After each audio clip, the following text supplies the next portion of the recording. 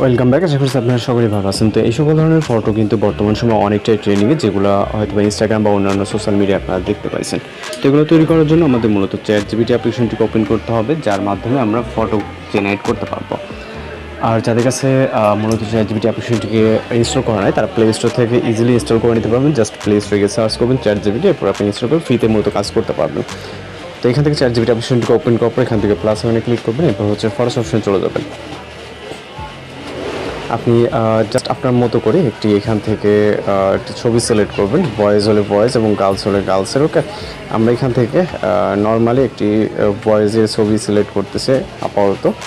এখান থেকে জাস্ট আমরা নর্মাল একটি বয়েজের পিকচার সিলেক্ট করবো। ওকে, সিলেক্ট করার পর মূলত আমাদের এখানে একটি নির্দিষ্ট প্রম্পট অ্যাড করতে হবে, যে প্রম্পটের মাধ্যমে মূলত আমরা ফটোটিকে খুব ইজিলি জেনারেট করতে পারবো। এটা ভিডিও স্মোক চেক করলে আপনারা পেয়ে যাবেন। এখানে মূলত হচ্ছে সকল বেশ কিছু প্রম্পট দেওয়া থাকবে। ওকে, তো বয়েজ, গার্লস এবং আপনার কাপল সকল ধরনের প্রম্পটই দেওয়া থাকবে। আমরা এখান থেকে একটি প্রম্পট কপি করব। কপি করার পর চলে যাব হচ্ছে চ্যাটজিপিটি অ্যাপ্লিকেশনে এবং এখান থেকে আমরা এটাকে জাস্ট পেস্ট করবো। ওকে, এরপর এখান থেকে সেন্ড বাটনে ক্লিক করে আমাদের এখানে অপেক্ষা করতে হবে। সর্বোচ্চ গেলে 30 থেকে 40 সেকেন্ডের মতো অপেক্ষা করতে হবে একটি ফটো জেনারেট করার ক্ষেত্রে। ওকে, মূলত ফ্রিতেই যেহেতু আমরা চ্যাটজিপিটির মাধ্যমে ফটো জেনারেট করবো, সেক্ষেত্রে আমাদের এখানে 30 থেকে 40 সেকেন্ড অপেক্ষা করতে হবে।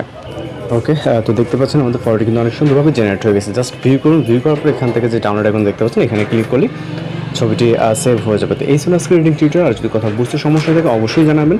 এবং একই ওয়েতে মূলত আমরা এখানে বয় প্রম্পট, গার্লস এবং কাপল প্রম্পট দিয়ে রাখবো। ওকে, আপনার যেটা ভালো লাগে আপনি সেটাই দেখে এখান থেকে খুব ইজিলি জেনারেট করে নিতে। দেখা হচ্ছে নতুন কোনো ভিডিওতে। সবাই ভালো থাকবেন, সুস্থ থাকবেন।